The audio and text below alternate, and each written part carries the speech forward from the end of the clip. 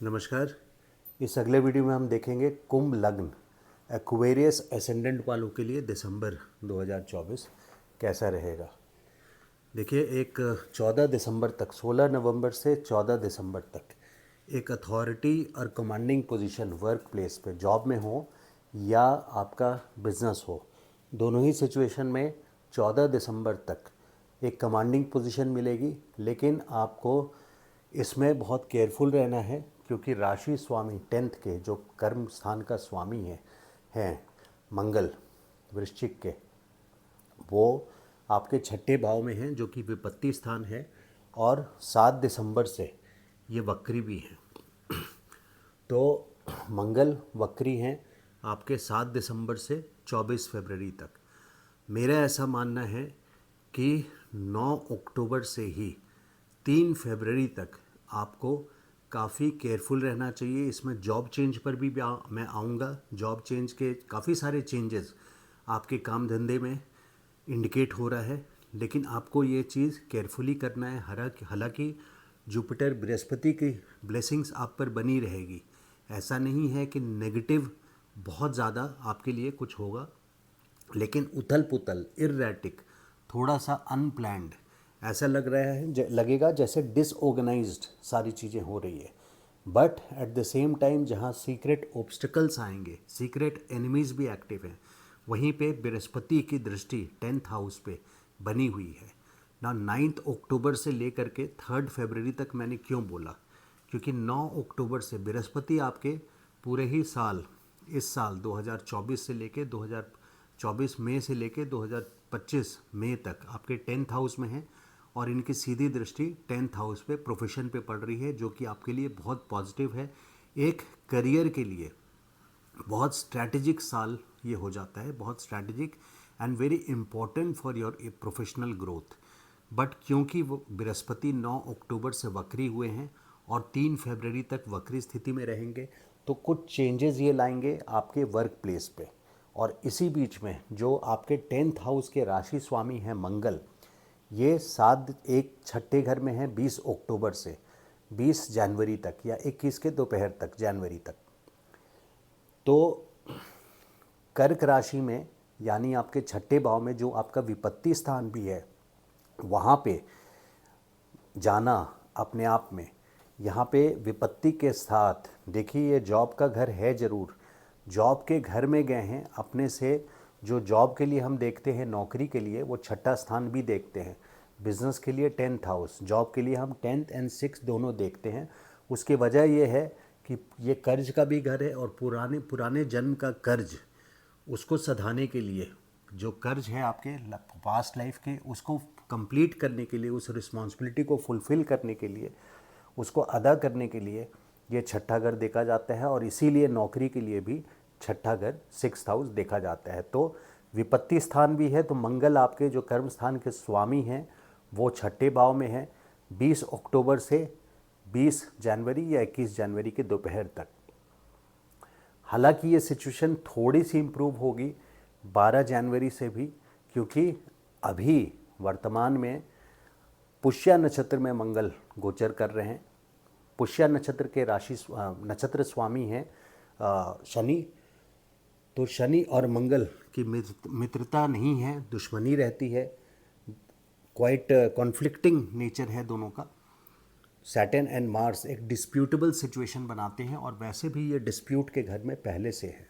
तो इस राशि में, कर्क राशि में, जो कि डिस्प्यूट का घर पहले से है, लिटिगेशन का घर है, कोर्ट कचहरी, इस तरह के लड़ाई झगड़े का घर है, उसमें गया हुआ है। तो आप अवॉइड करें वर्क प्लेस पे किसी तरह के डिस्प्यूट का। ऐसा ना हो कि 14 दिसंबर तक, जो मैंने बोला है, कमांडिंग पोजीशन में आकर के आप किसी इल्यूजन में पड़ करके डिस्प्यूट क्रिएट कर लें। बिकॉज सूर्य का भी एक टाइम पीरियड है 16 नवंबर से 14 दिसंबर तक। तो मंगल जब तक यहाँ रहेंगे, 12 जनवरी से, जैसा मैं बता रहा था, 12 जनवरी से पुनर्वसु नक्षत्र में मंगल चले जाएंगे। पुनर्वसु बृहस्पति के नक्षत्र हैं। पुनः वसु मतलब रीसेटलमेंट, तो न्यू अपॉर्चुनिटीज़ प्रोवाइड करेंगे। जुपिटर भी वक्री स्थिति में न्यू अपॉर्चुनिटीज़ आपको देंगे यहाँ पे जॉब प्लेस पे, क्योंकि रीअरेंज करना, रीप्लान करना, रीअरेंज करना यहाँ इनका फंक्शन हो जाता है 9 अक्टूबर से 3 फरवरी तक। तो 12 जनवरी के बाद से अगर आप जॉब चेंज करें तो वह बेटर होगा। अभी प्लानिंग वगैरह आप कर सकते हैं, इंटरव्यूज़ दे सकते हैं, या बिज़नेस है तो उसको आप रिव्यू कर सकते हैं, और हो सके तो इसका जो स्टार्टिंग डेट है उसको आप रखें 12 जनवरी के बाद कम से कम, या अगर पॉसिबल हो तो 3 फरवरी के बाद, जब से बृहस्पति मार्गी हो जाएंगे। बिज़नेस वालों के लिए तो ये खास करके ज़्यादा इम्पॉर्टेंट है कि 3 फरवरी के बाद ही कोई अभी रिस्की काम नहीं करना चाहिए जिसमें फाइनेंशियल रिस्क हो, या कोई क्लाइंट जो सेंसिटिव क्लाइंट हो उसके साथ आप डील कर रहे हो तो आपको बहुत केयरफुली करना चाहिए। पूरे दिसंबर के महीना में 8th हाउस के लॉर्ड भी मरकरी आपके अष्टमेश जो हैं वो भी आपके 10th हाउस में है, कर्म स्थान पे हैं, और वक्री स्थिति में है 26 नवंबर से 16 दिसंबर तक। तो विपत्ति आएंगी, कमांडिंग पोजीशन भी रहेगा। ऐसा नहीं होता है कि एक चीज़ होगी तो दूसरा कैंसिल, है ना, सब कुछ अच्छा ही अच्छा होगा या सब कुछ खराब ही खराब होगा। ये clear direction statement I wish कि मैं दे पाता, लेकिन लाइफ मिक्स रिजल्ट्स के साथ आती है कई बार, और वो मिक्स रिजल्ट का टाइम इस समय है जब आपको केयरफुल रहना है। जहाँ 14 दिसंबर तक कमांडिंग पोजीशन है, वहीं 8th हाउस के लॉर्ड भी 16 दिसंबर तक आपके 10th हाउस में है, तो विपत्ति और परेशानियां लेते आएंगे। सो पीक ऑफ साढ़े सती। अभी देखिए, टू टॉप इट ऑल, ये आपके मंथली वीडियो के पॉइंट हैं, लेकिन जो एनुअल वीडियो अब बनेगा 2025 का, उसमें उसकी भी एक झलक दे दूं मैं इस वीडियो में, कि शनि आप साढ़े सती के पीक टाइम पे हैं। 2025 मार्च तक साढ़े सती का पीक फेज़ है, जिसमें अब सिर्फ 4 महीने रह गए हैं। जो पीक है यानी मेन घर 2.5 साल पहले थे, 2020 जनवरी से 2023 जनवरी, और फिर 2023 जनवरी से लेकर 2025 मार्च तक शनि, ये मेन टाइम है साढ़े सती का। साढ़े सती का मतलब ये है कि एक मेंटल स्ट्रेस, कहीं ना कहीं जो डिज़ायर्ड ग्रोथ है, जो अपलिफ्टमेंट है, जो लेवल आपका बढ़ना चाहिए, वो लेवल बहुत ज़्यादा हार्डवर्क करना पड़ेगा, और उस लेवल पे आप नहीं पहुंच पा रहे। बृहस्पति की 10वीं दृष्टि आपको एक एक्सट्रीम प्रेशर और परफॉर्मेंस, ऐसा नहीं है कि कुछ हैपनिंग नहीं हो रहा है या पॉजिटिव नहीं हो रहा है, but up to the mark level पे आप नहीं पहुंच पा रहे हैं। उसकी वजह एक वक्री गुरु हैं। 3 फरवरी से सिचुएशन इम्प्रूव करेगी और काफ़ी अच्छा स्ट्रैटेजिक ग्रोथ आपको 3 फरवरी के बाद से लेके मई 2025 तक अपने करियर से रिलेटेड जो भी इम्पोर्टेंट स्टेप्स हैं वो आप इस समय लें तो बहुत अच्छा है। और बिज़नेस में भी और जॉब में भी बहुत अच्छी ग्रोथ का फेज़ रहेगा 3 फरवरी के बाद से।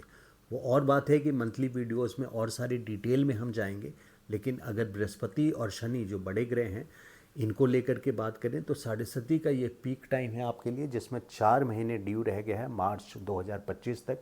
उसके बाद आपके दूसरे भाव में चले जाएंगे शनि। तो ये है 2000, देखिए 2000 ईयर 2020 जनवरी के पहले लाइफ आपकी और थी। 2020 जनवरी जब से ये 12वें स्थान में आपके गए थे, ये दुर्भाग्य स्थान भी है, खर्चे का भाव भी है तो दुर्भाग्य स्थान भी है। आपको काफ़ी कट ऑफ रखा, अकेला रखा। वैसे ही आप लोग बहुत ज़्यादा मिक्सअप नहीं करते, जो जिन लोगों के साथ आपका रैपो बनता है उनके साथ ही मिक्सअप करते हैं। एक प्रॉपर ट्यूनिंग आपकी बनती है तभी मिक्सअप करते हैं लोगों के साथ। ज़रूरत से ज़्यादा सोशल नहीं रहते आप लोग, और रिजर्व्ड रहते हैं, कॉशियस रहते हैं, प्रूडेंट रहते हैं, इंटेलिजेंट होते हैं आप लोग, क्योंकि एक्वेरियस साइन है। लेकिन यहाँ पे कंटिन्यूस हार्डवर्क आपको करना पड़ेगा 4 महीने तक, खास करके जब तक शनि की 10वीं दृष्टि आपके 10th हाउस पे है यानी कर्म स्थान पे है।